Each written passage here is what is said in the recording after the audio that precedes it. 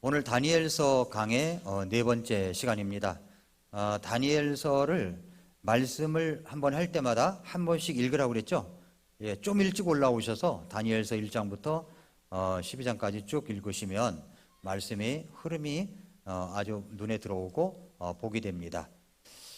저는 그 히브리 청년들, 여기 다니엘을 비롯해서 히브리 세 청년의 이야기를 참 좋아합니다. 이들의 믿음도 좋아하고요, 우리 청년들에게 도전을 주고 싶은 그런 말씀이기도 합니다. 인생은 이 세상의 경기의 흐름과 같다라고 생각을 했어요. 이 경제의 흐름과 같다. 이 경제 상황을 보니까 지금이 어떤 시기냐면은 침체기예요, 침체기. 그래서 내년까지는 침체기일 거다라고 이야기를 합니다. 그런데 보면은 우리나라도 2008년도에 IMF가 들어오고 그때 완전 침체기였었잖아요. 근데 그 침체기였던 것이 지금 14년이 지난 시간이 흘렀 동안 계속 침체기였나요? 아니었습니다. 이것이 침체기에서 회복을 합니다. 회복을 해요.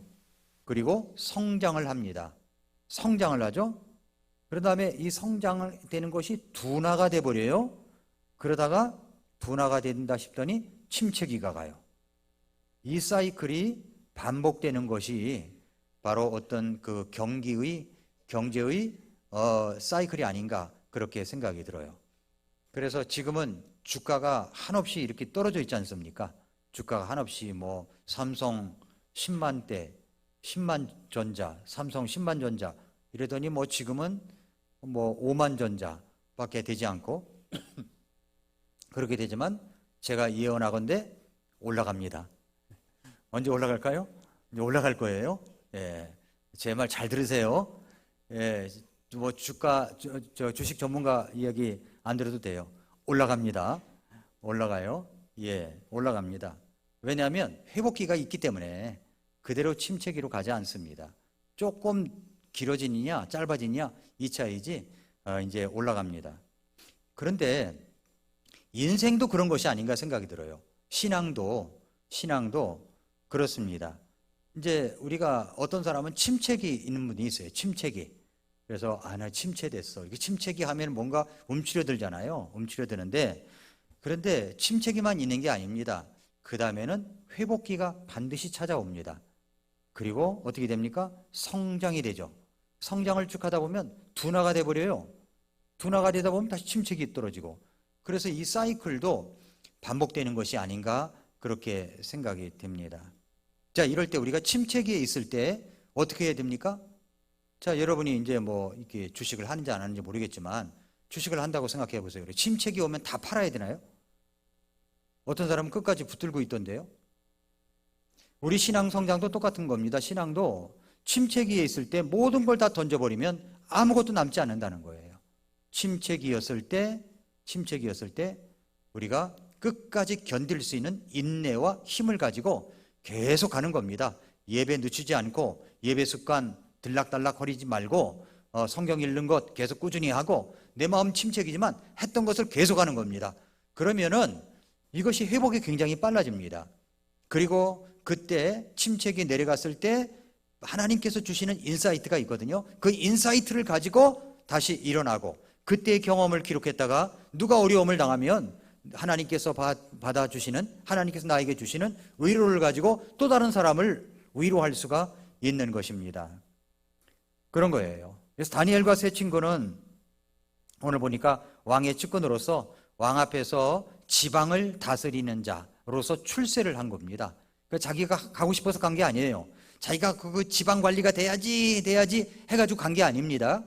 여기 다니엘이 느부갓네살의 왕의 꿈을 풀이해 주니까 그를 수석 총리로 앉혀서 세 친구를 갖다 등용해 가지고 지방을 다스리라고 그렇게 하게 된 것입니다. 자, 그런데 축복과 번영 다음에는 또 뭐가 옵니까? 고난이 온다는 거예요. 희한하게 축복이 오고 좋은 것이 있다 오면은 고난이 또 찾아옵니다. 고난이 찾아와요. 고난과 시험이 옵니다. 여기 다니엘의 세 친구 사드락 메삭 아벳노고도 똑같았습니다. 그런데 이제 여기 지금 오늘 읽은 말씀 보니까 사드락 메삭 아벳노고가 지금 어려움을 당하고 있지 않습니까? 근데 가만히 성경을 보면은 3장에 누가 안 나오냐면은 다니엘이 안 나와요. 그렇죠? 다니엘이 안 나와요. 다니엘이 어디 갔을까요? 다니엘은 어디가 있을까요? 이때 자기 친구 사드락, 메삭, 아벤노고가 고난을 당하고 있을 때 다니엘은 어디가 있었을까요? 아시는 분 계십니까? 혹시 어디 갔다는 소문 들은 적 있으십니까? 네. 저도 잘 모르겠더라고요. 어디 갔는지, 어디를 갔는지. 아마도 제 생각에는 어떤 지방의 다른 나라에 출장을 간 것이 아닌가라고 생각이 들기도 하고, 또 여러 가지 이제 생각이 듭니다만은, 그러나 안 나옵니다. 그러나 여기에서 지금 성경이 초점을 맞추고 있는 것은 뭐냐면, 다니엘은 2장에서 시험을 받았던 사람이라면 3장에 와서는 다니엘의 세 친구 사드락, 메삭, 아벤노고가 시험을 받은 장이다. 우리가 그렇게 이해를 하면 됩니다. 자, 고난의 발단이 있습니다. 고난의 발단이 있어요. 예, 좀 더우면 뒤에 에어컨을 조금 켜주시면 좋을 것 같아요. 오후 시간에는 조금 더운 것 같습니다. 예, 3장 1절을 보면은 느부갓네살 왕이 금으로 한 형상을 만들었는데 그것의 높이가 60규빗이요 너비가 6규빗이요이라 왕이 그것을 바벨론 지방의 두라 평야에 세웠다라고 했습니다. 이 느부갓네살 왕이 금 형상을 만들었습니다. 금 형상을 만들어 가지고 어디에다 두냐면은 모든 사람이 다 볼 수 있는 두라 평원에 거기다가 세워졌습니다. 그런데 여기 이 말씀에 보면은 금신상 높이가 어느 정도 되느냐면은 여기 60규빗이라고 그랬죠? 60규빗이면은 약 27m, 28m 되는 겁니다. 그러면 아파트 층수로 따지자면은요 9층하고 10층 높이예요. 그럼 우리가 이 높이가 9층하고 10층 높이입니다. 그럼 쉽게 이야기한다면 여러분 설악산에 그 신흥사 가보셨습니까? 그 앞에 불상 보셨죠? 그 불상의 높이가 얼마나 될까요? 엄청나게 크죠? 엄청나게. 그 높이가 얼마나 될까요? 14.6m입니다. 그 불상이. 그러면 느부갓네살이 만든 금 형상은 2배라고 치면 되는 겁니다. 2배. 엄청난 거죠. 근데 이것이 전부 다 금으로 만들어졌어요. 아주 통으로 금으로 만든 겁니다. 어마어마하죠? 어마어마한 겁니다. 그러니까 여기서 이 말씀을 보면은 느부갓네살의 이 금신상은 2배의 높이니까 어마어마하죠. 근데 2장에서 자기가 꿈에 보았던 형상은 다니엘이 어떻게 해석해 줬냐면 머리는 금이라고 그래요. 머리만 금이라고 그랬어요. 머리만 금. 그런데 지금 자기가 만든 것은 그 다음에 뭐 이 가슴은 은이고 팔과 가슴은 은이고 노시고 뭐 이런 식으로다가 되어 있지 않습니까? 그런데 이 느부갓네살 왕은 그 꿈을 기억하고 아예 통째로 금 형상을 만든 겁니다. 어떤 마음에서 이 통째로다가 금 형상을 만들었을까요? 이 사람은 하나님께서 섭리하신 그 섭리를 뒤집으려는 의도가 있었다라고 봅니다. 왜냐하면 뭐 나 다음엔 은이라고 그 다음엔 뭐 노시라고 쇠라고 이런 식으로다가 생각을 하면서 아니야, 내가 지배하는 세상은 온 세상을 내가 지배할 거야 하면서 머리서부터 발끝까지 전부 다 금형상으로 만들었다고 생각할 수가 있습니다. 이 느부갓네살 왕은요 자신의 업적을 기리면서 다른 어떤 역사 사관에 보면은 항상 무슨 얘기를 하냐면 내가 했다는 얘기를 많이 합니다. 내가 뭘 했고 내가 뭐 했고 내가 했던 사람입니다. 그러나 여러분 자신의 업적을 기리면 사람은 내가 하지만 구원받은 그리스도인은요 내가 죽고 하나님이 예수님이 성령님이 내 안에 계셔서 하셨다라고 이야기를 합니다. 하나님이 하셨다고 하죠. 내가가 아닙니다. 하나님이십니다. 내가가 아닙니다. 예수님이십니다. 내가가 아닙니다. 성령님의 역사입니다. 이렇게 이야기를 하는데 느부갓네살 왕은 그렇지가 않았어요. 느부갓네살 왕은 항상 내가 라고 하는 사람입니다. 이 사람이 이제 두라 평야에 금 형상을 세워놨습니다. 그리고 나서 이제 2절 3절에 보니까 그 형상의 봉헌식에 초청을 했어요. 2, 3절 볼까요? 그때 느부갓네살 왕이 사람을 보내어 통치자들과 총독들과 대장들과 재판관들과 재무관들과 조언자들과 보안관들과 여러 지방의 모든 치리자들을 함께 모아 느부갓네살 왕이 세운 형상의 봉헌식에 오게 하매 이에 통치자들과 총독들과 대장들과 재판관들과 재무관들과 조언자들과 보안관들과 여러 지방의 모든 치리자들이 느부갓네살 왕이 세운 형상의 봉헌식에 함께 모여 느부갓네살이 세운 형상 앞에 서니라. 모이라고 하니까 모였겠죠. 다 이제 모이게 됐습니다. 자, 그러니까 왕이 이제 명령이 나면, 왕이 손짓하면 그 다음에 이제 오케스트라가 음악을 연주하게 되어 있습니다. 4절 5절 보세요.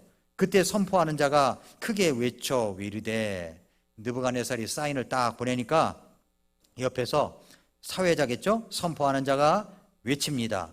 오 백성들과 민족들과 언어들아, 왕께서 너희에게 명령하시나니 너희는 코넷과 피리와 하프와 트럼본과 비파와 줄 달린 타악기와 온갖 종류의 음악 소리를 들을 때에 엎드려 느부갓네살 왕이 세운 금 형상에게 경배하라. 누구든지 엎드려 경배하지 아니하는 자는 그 즉시 맹렬히 불타는 용광로 한가운데 던져지리라. 이렇게 이야기를 합니다. 처음에는 경배하라 이러더니 그 다음에는 공갈 협박을 한 거죠. 그랬더니 어떻게 합니까? 그때 즉 모든 백성들이 코넷과 피리와 하프와 트럼본과 비파와 온갖 종류의 음악 소리를 들을 때 이 모든 백성들과 민족들과 언어들이 엎드려 느부갓네살 왕이 세운 금 형상에게 경배했다라고 이야기합니다. 그렇게 해서 이제 모든 사람들이 금 형상 앞에 절을 하게 된 겁니다. 여러분, 절하는 건요 순간이에요. 누가 보지도 않아요. 그냥 한번 딱 절하고 그러면 끝나요. 아주 간편합니다. 간편해요. 그렇게 해주면 아무 일도 일어나지 않아요. 아무 일도 일어나지 않습니다. 여러분, 우상에게 절하는 것 그렇습니다. 여러분, 우리가 죽은 사람에게 절하는 것도 마찬가지입니다. 그렇게 한다고 누가 뭘 하지도 않아요. 근데 그걸 거부하는 건 대단한 대가를 치러야 됩니다. 제사를 안 지내겠다. 제사 지내고 뭐 참여하고 그럴 수 있어요. 그러나 그걸 거부하는 순간 엄청난 핍박과 어려움도 올 수가 있습니다. 그런데 여기 모든 사람이 다 그렇게 경배를 하는데 그렇지 않은 사람이 있었다는 겁니다. 그걸 누가 고소하느냐? 그 옆에 있었던 다른 치리자들이 고소를 한 겁니다. 늘 히브리 청년 3명을 지켜보던 무리들이 있었던 것 같습니다. 그것이 이제 8절부터 12절까지 내용입니다. 그래서 이제 느부갓네살 왕이 노하죠. 굉장히 대노를 합니다. 대노를 해요. 그래서 불러오라고 합니다. 불러와가지고 13절에 보니까 그때 느부갓네살이 경노하고 분노하여 사드락과 메삭과 아벳느고를 데려오라고 명령하니 라고 얘기를 합니다. 그래서 왕 앞에 불려오죠. 그랬더니 이제 느부갓네살이 경노했지만 침착하게 왕의 품위를 지켜야 되니까 왕의 품위를 가지고 이야기를 하는 겁니다. 사드락과 메삭과 아벳느고야, 너희가 내 신들을 섬기지 아니하고 내가 세운 금 형상에게 경배하지 아니한다는 것이 사실이냐? 사실이냐? 이제라도 아주 굉장히 아량을 베푸는 것 같아요. 아량을. 이제라도 너희가 예비하였다가 코넷과 피리와 하프와 트럼본과 비파와 줄 달린 타악기와 온갖 종류의 음악 소리를 들을 때 엎드려 내가 만든 형상에게 경배하면 좋으나 그렇게 하거라. 이걸 끝나는 게 아니에요. 그 다음에 공갈 협박이 나갑니다. 만일 너희가 경배하지 아니하면 너희를 그 즉시 맹렬히 불타는 용광로 한가운데 던져 넣으리니 너희를 내 손에서 구출할 그 신이 누구이겠느냐. 어떤 신도 건져내지 못한다는 겁니다. 그 이야기를 이제 하게 됩니다. 근데 저는 이 성경을 보다가 처음에 이제 음악 소리가 나면 경배하잖아요.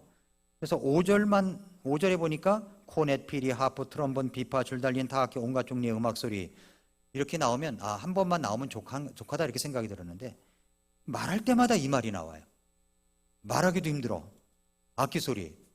우리 교회는 오케스트라가 있습니다. 오케스트라는 바이올린, 플룻, 그 다음에 뭡니까? 첼로, 다 있습니다. 우리 교회 오케스트라가 있는데 뭐도 있고 이렇게 얘기를 합니까? 그냥 오케스트라가 있습니다. 이렇게 말을 하죠. 근데 여기는 말끝마다 이야기를 해요. 그리고 왕도 또 그 얘기를 합니다. 왕도. 이게 뭘까? 무슨 의미일까라고 생각할 때 자기가 하여튼 거창하게 뭘 하고 있다는 것을 나타내고 있는 것이 아닌가 그렇게 생각이 됩니다. 이 첫 번에 나오면은 그때 그 당시에 이런 악기도 있었구나라고 이제 생각이 듭니다. 트럼본이 나왔으니까 우리 교회도 트럼본 하는 사람이 있었으면 참 좋겠어요. 네. 악기 안 하시는 분 계시죠? 악기 안 하시는 분. 이때를 위함인지 누가 하느냐. 이분들 다 트럼본 하십시오. 트럼본. 네. 트럼본, 이 오케스트라에 트럼본이 들어가면 이게 달라지거든요. 전에 우리 서울 수도권 연합 합창제 했던 적 있죠? 찬양제 했을 때 그때 우리 이충세 목사님이 트럼본을 가지고 혼자 솔로로 한번 한 적이 있거든요. 오, 진짜 멋있었어요. 나보고 같이 하자고 하는데 이 악기가 비싸가지고 이게 엄청나게 비싸더라고요. 모으려고 해도 잘 안 되는 거예요, 이게. 그때 이렇게 모아지면 하겠는데 잘 못 하겠더라고요. 내가 희망 리스트에다가 소원 리스트에다가 트럼본 하기도 써놓을 때도 있었는데 이게 잘 안 되더라고요.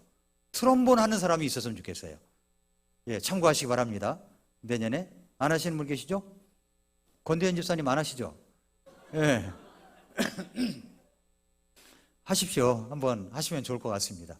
안 하시는 분 좀 계신데 예, 트럼본을 하면 아주 멋있을 것 같아요. 예. 아무튼 이것은 이제 느부갓네살 왕 이야기고 그 대노를 하면서 이제 얼르고 협박하는 겁니다. 그랬더니 이제 이것을 가지고 볼 때 이제 사람이 시련을 닥치면요 그 안에 진짜 믿음이 나오는 거예요. 시련이 닥치면 그 믿음이 어느 정도인가가 나오는 겁니다. 평상시에는 몰라요. 그런데 위기가 닥치거나 시련이 찾아오거나 시험이 올 때 드러납니다. 자, 오늘 히브리 세 청년의 믿음이 어느 정도인가 세 구절을 가지고 그 믿음을 알 수가 있습니다. 첫째로 하나님께서 말씀하신 절대적 표준에 대한 믿음이 있었습니다. 16절 보세요. 사드락과 메섹과 아벳느고가 왕에게 대답하여 이르되 오 느부갓네살이여 우리가 이 일에 대해 왕께 대답하기를 염려하지 아니하나이다. 이거는 잘하느냐 마느냐는 고민도 갈등도 할 필요가 없습니다. 하냐 마느냐. 왜 그렇습니까? 하나님께서 말씀하신 표준에 대한 절대적인 확신이 있기 때문입니다. 결론이 뻔하기 때문이에요. 하나님께서 우상을 섬겨서는 안 된다고 하시면 당연히 하는 거예요. 당연히. 이 세 청년에게는 믿음에 대한 타협의 토론이 필요 없었습니다. 대답할 필요가 없었어요. 프란시스 셰퍼 박사가 스위스의 라브리에서 세계의 지성들이 모인 가운데 이런 말을 했습니다. 19세기에 일어났던 가장 커다란 비극은 사람들이 절대 가치를 버린 것이다 그랬습니다. 절대 가치를 버렸습니다. 지금 20세기를 지나서 21세기에 들어와서는 포스트 모더니즘 시대입니다. 포스트 모더니즘 시대의 특징은 뭐냐면 절대적 가치가 없다는 거예요. 이것도 좋고 저것도 좋은 거예요. 다원주의를 받아들입니다. 꼭 예수님만이 길이요 진리요 생명이 아니라고 이야기합니다. WCC가 그 운동을 하고 있는 거예요. 19세기 이전에는 절대적으로 옳다 그르다라는 논쟁이 있었습니다. 그러나 지금은 그렇지 않아요. 절대적 가치가 없어요. 결혼도 절대 표준이 없어졌습니다. 절대 표준이 없었어요. 남자가 남자끼리 할 수 있고 여자가 여자끼리 할 수 있고 성전환도 할 수 있고 동성애도 할 수 있고 동성결혼도 할 수 있다. 이것을 합법화시키기 위해서 차별금지법에 그 안에 그 내용을 집어넣고 있는 겁니다. 정부에서 그 짓을 하고 있는 거예요. 지금 정부가 아니라 그 국회의원들이. 국회의원 중에서 그것을 지지하는 사람이 있다면요 여러분 반대해야 됩니다. 그래서 그런 사람이 있으면 어떻게 그런 사람을 찬성할 수가 있겠습니까? 하나님을 반대하는 사람인데 내 자식들이 그 서울시청 앞에서 하는 퀴어 축제에 참석을 해서 아빠 남자가 남자를 결혼해도 되는 거야? 여자가 결혼해도 되는 거야? 이렇게 질문하면 뭐라고 대답을 하겠습니까? 절대적 표준이 없어지는 시대 속에서 절대적 표준이 있는 신앙이 얼마나 중요한 것입니까? 그러니까 국회의원 뽑을 때 여러분 그런 가치관 갖고 있는 사람을 절대 뽑아서는 안 돼요. 그런데 사람들이 그렇지가 않아요. 이 사악한 사람들이 이 정치를 한다고 나서는 그런 시대예요. 이건 심판을 해야 됩니다. 여러분, 절대적 표준이 있어요. 절대적 표준이. 남자는 남자고 여자는 여자예요. 요즘에 비행기를 타면은 입국 카드에 성별을 쓸 때 남자냐 여자냐 그 다음에 또 다른 성이냐 이렇게 되어 있습니다. 표시에. 그런 시대 속에 우리가 살고 있는 겁니다. 남자로 생각하면 남자고, 뭐 여자가 남자로 생각하면 남자고, 남자가 여자로 생각하면 여자입니까? 말도 안 되는 얘기예요. 말도 안 되는 얘기. 그러니까 국회의원들이 그런 것을 입법화하려고 한다면 여러분이 항의 전화를 해야 됩니다. 그리고 절대 그런 사람 뽑아서는 안 됩니다. 명단 써놓고서 뽑아서는 안 돼요. 당부 말씀드리는데 절대 뽑아서는 안 됩니다.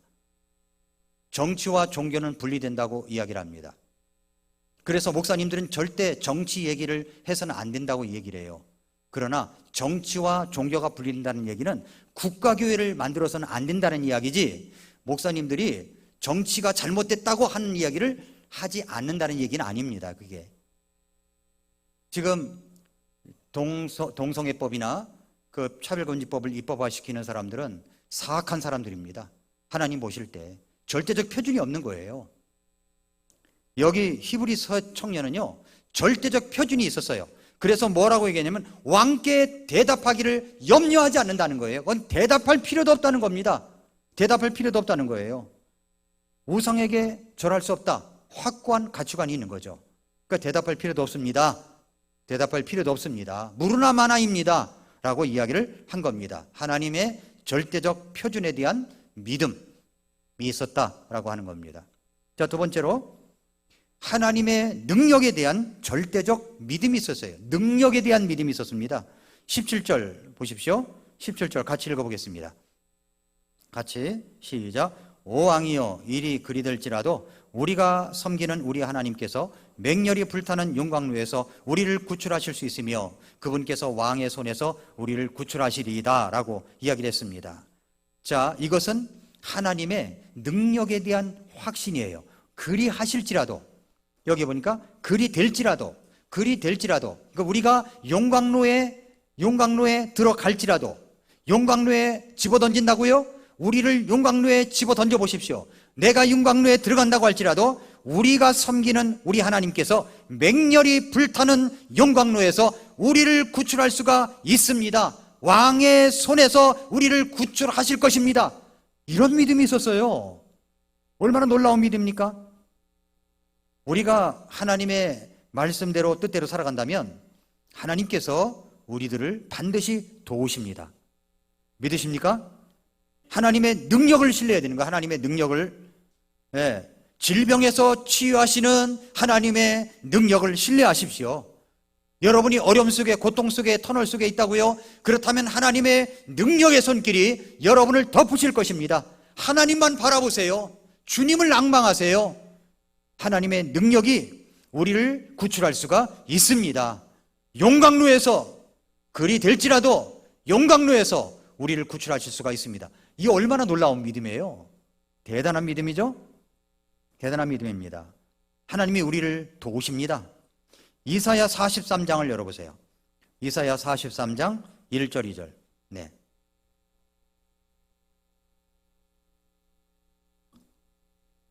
이사야 43장 1절 2절. 그러나 오 야곱아, 야곱아 할 때 야곱이라는 말에 여러분을 넣어보세요. 그러나 오 야곱아, 여기까지 여러분 이름 넣어가지고 시작. 다시 한번요. 또박또박 시작. 그러나 오. 이름을 말씀하시기가 쑥스러워 하십니까? 자기 이름 넣어가지고 그러나 오 육녀라. 제 이름을 제가 잘 안 하려고 하는데 이게 촌스러워가지고 이름이 잘 안 하려고 하는데, 아무튼 우리 할아버지가 지어주신 이름이에요. 오 육녀라, 너를 창조하신 주께서 이제 이같이 말씀하시느니라. 오 이스라엘아 그랬지만 육녀라, 너를 지으신 분께서 말씀하시느니라. 두려워하지 말라. 내가 너를 구속하였고 내가 너를 네 이름으로 불렀나니 너는 내 것이니라. 내가 누구 것이라고요? 하나님의 것이에요. 네가 물 가운데로 지나갈 때에 내가 너와 함께 하리라. 네가 강들을 건널 때에 강들이 네 위로 넘쳐 흐르지 못할 것이며 네가 불 속을 걸어갈 때에 타지도 아니하고 불꽃이 너를 사르지도 못하리니. 놀라운 여기 말씀이 있어요. 그죠? 나는 주 네 하나님이요 이스라엘의 거룩한 자요 네 구원자니라. 여러분 이 말씀을 믿으십니까? 자, 믿으시면 좀 더 세게 아멘 해보시기 바랍니다. 믿으십니까?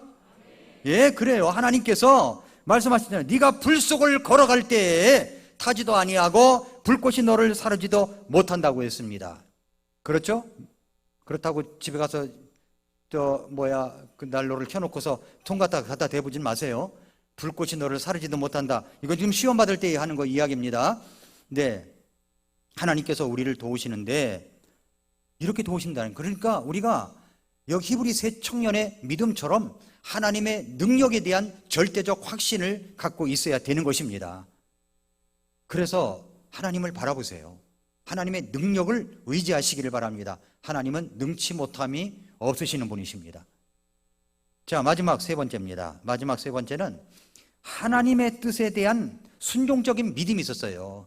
하나님의 뜻에 대한 순종적인 믿음. 18절 다니엘서 3장 18절에 보니까 그러나 그분께서 그리하지 아니하실지라도, 17절에는 그리 될지라도 그랬는데 그리하지 아니하실지라도 오 왕이여 우리가 왕의 신들을 섬기지 아니하며 왕께서 세우신 금형상에게 경배하지도 아니할 줄을 왕께서는 아시옵소서라고 얘기를 합니다. 히브리 청년의 진짜 믿음은 여기 있습니다. 그리하지 아니하실지라도, 그리하지 아니하실지라도, 건져주시지 않는다고 할지라도, 아우성치고 하나님 이게 웬일입니까? 여기서 타 죽어야 됩니까? 이렇게 말하지 않는다는 거예요. 그리하지 아니하실지라도 하나님의 뜻이 있겠지 하고 타 죽을지라도 금영상에게 절대 절하지 않겠다고 왕 앞에서 선언을 해버립니다. 그리하지 아니하실지라도. 우리가 꼭 뭘 해주어야 우리의 믿음을 지킵니까? 아닙니다. 아니에요. 없을지라도, 그리하지 아니하실지라도. 하박국 3장 17절을 열어보세요. 하박국 3장 17절 18절 두 절입니다. 하박국의 아주 놀라운 믿음이 여기 있습니다. 하박국 3장 17절 18절에 보니까 비록 무화과 나무가 꽃을 피우지 못하고 포도나무에 열매가 없으며 올리브 나무에 수고의 산물이 없고 밭이 먹을 것을 내지 아니하며 우리에서 양떼가 끊어지고 외양간에 소떼가 없을지라도. 자, 여기 보니까 없으며 없고 소출을 내지 아니하며 끊어지고 없을지라도 이렇게 얘기하는 거예요. 다 없는 거 투성이잖아요. 없고 없을지라도 뭐라고 합니까? 나는 주님을 기뻐하며 내 구원의 하나님을 기뻐하리라. 주 하나님은 나의 힘이시니. 자, 주 하나님은 나의 힘이시니. 다 같이 시작. 주 하나님은 나의 힘이시니. 이 고백이 있었다는 겁니다. 없고 없을지라도, 끊어지고, 소출을 먹을 것을 내지 아니하고, 없을지라도 나는 주님을 기뻐하고 내 구원의 하나님을 기뻐하리라 말씀하고 있습니다. 이렇게 없고 없을지라도 여전히 나를 구원하신 그 주님을 기뻐할 수가 있겠습니까? 감사할 수가 있습니까? 찬양할 수가 있습니까? 주 하나님은 그리하지 아니하실 때에도 여전히 나의 힘이십니까? 그러자 느부갓네살 왕이 어떻게 합니까? 3장 19절, 다니엘서 3장 19절로 돌아가서 19절부터 그렇게 말하니까 왕이 이야기하는데, 자기가 말하는 것이 곧 법인데 명령인데, 자기가 말하면 모든 것이 다 떠는데, 모든 지방관리자, 모든 사람들이 다 합해서 절하라 할 때 다 경배했는데, 이 세 청년이, 새파란 이 세 청년이 자기 말을 거부합니다. 그리 될지라도, 그리하지 아니하실지라도 경배하지도 않는다고 이야기합니다. 이 느부갓네살 왕이 분노로 가득 찼다고 그랬어요. 도끼가 일어난 겁니다. 도끼가. 느부갓네살 왕의 성격이 대단한 것 같아요. 느부갓네살 왕이 분노로 가득 차서 사드락과 메삭과 아벳노고를 대적하려고, 왕이 세 사람을 대적하고 있어요. 왕 품위도 없어져 버렸습니다. 이 세 사람을 대적하려고 자기 얼굴 모습을 바꾸고는 우리 바꾸고는 그런 이유로 그가 말하고 명령하여 그들이 그 용광로를 평소에 뜨겁게 하던 것보다 7배나 더 뜨겁게 하도록 하고, 그러니까 완전히 성질이 있는 대로 난 거예요. 그러니까 평소에 7배나 더 뜨겁게 하고, 그냥 집어넣어도 다 죽는데 7배나 더 뜨겁게 했습니다. 그리고 자기 군대에서 가장 강력한 자들에게 명령하여 사드락과 메삭과 아벳노고를 결박한 뒤, 그냥 집어넣어도 되는데 결박한 뒤 맹렬히 불타는 용광로 한가운데로 그들을 던져 넣게 했습니다. 이에 이 사람들이 겉옷과 속바지와 모자와 다른 것들을 입은 채 결박되어 맹렬히 불타는 용광로 한가운데로 던져졌더라. 왕의 명령이 긴급하고 용광로가 심히 뜨거웠으므로 그런 까닭에 불꽃이 사드락과 메삭과 아벳노고를 붙든 자를 죽였고, 얼마나 뜨거웠던지요, 3사람을 붙들고 간 여기 특전대 아닙니까? 아주 강력한 자들이라니까. 군대에서 가장 강력한 자들이 특전대 아니에요? 특전대가 붙들고 갔는데 그 사람들이 다 죽어버렸어요. 23절, 이 3사람 곧 사드락과 메삭과 아벳노고는 결박된 채 맹렬히 불타는 용광로 한가운데로 떨어졌더라. 이렇게 됐습니다. 그리하지 아니하실지라도, 들어간 겁니다. 그리 될지라도 하나님은 우리를 건져내십니다. 그리하지 아니하실지라도 우리는 절하지 않습니다. 새청년의 믿음이 놀랍잖아요. 오늘날 이 현 시대에 많은 부분을 타협하고 하나님이 아닌 다른 것에 경배하고 그렇게 쫓아다니는 사람들이 많이 있습니다. 이중적인 얼굴을 하고 이중적인 인격을 갖고 이중적인 마음을 갖고 살아가는 많은 사람들이 있습니다. 우리는 정말 히브리 새 청년 앞에 좀 더 배워야 됩니다. 이 믿음이 있었어요. 그 출세가 뭐라고요? 그 지방관리가 뭐라고? 그런 거 아무것도 아니에요. 하나님 앞에서는 아무것도 아니에요. 하나님이 주시면 아무것도 안 됩니다. 느부갓네살 왕이요, 점점 더 사악해져 가요. 처음에는 말이죠, 다니엘 앞에 경배할 정도였습니다. 다니엘에게 엎드려 절하고 경배할 정도로 그렇게 했습니다. 그러나 여기 보세요. 금 형상을 통째로 만들어 버리잖아요. 그 다음에 또 이제 다음 장에 가면 그런 얘기가 나옵니다. 다른 이야기가 또 나옵니다. 자, 그러면 사드락, 메삭, 아벳노고는 어떻게 되었을까요? 궁금하시죠? 이건 다음 시간에 하겠습니다. 예, 다 알지만 궁금해서 와야 되는 거예요. 궁금해가지고 어떻게 됐을까? 그리 될지라도, 그리 아니실지라도, 이런 믿음 속에서 히브리 새 청년은 어떻게 됐을까 하는 겁니다. 우리 한번 히브리 새 청년 앞에서 배웁시다. 우리의 믿음을 이런 믿음 되게 해달라고 우리 같이 기도하시기 바랍니다. 기도하겠습니다. 이 시간 머릿속에서 우리 자신 한번 돌아보십시오. 대답할 필요도 없다고 하나님께 대한 절대적 표준에 대한 믿음이 있었습니다. 그 일이 그리 될지라도 우리를 건져내신다고 하는 하나님의 능력에 대한 절대적 믿음이 있었습니다. 그리고 그리하지 아니하실지라도, 우리를 건져내주지 않는다고 할지라도 하나님의 뜻에 대한 순종적인 믿음이 있었습니다. 우리 주님 앞에서 내 믿음은 어떤가를 점검하시고 히브리 새 청년처럼 살아갈 수 있도록 우리 함께 기도하겠습니다.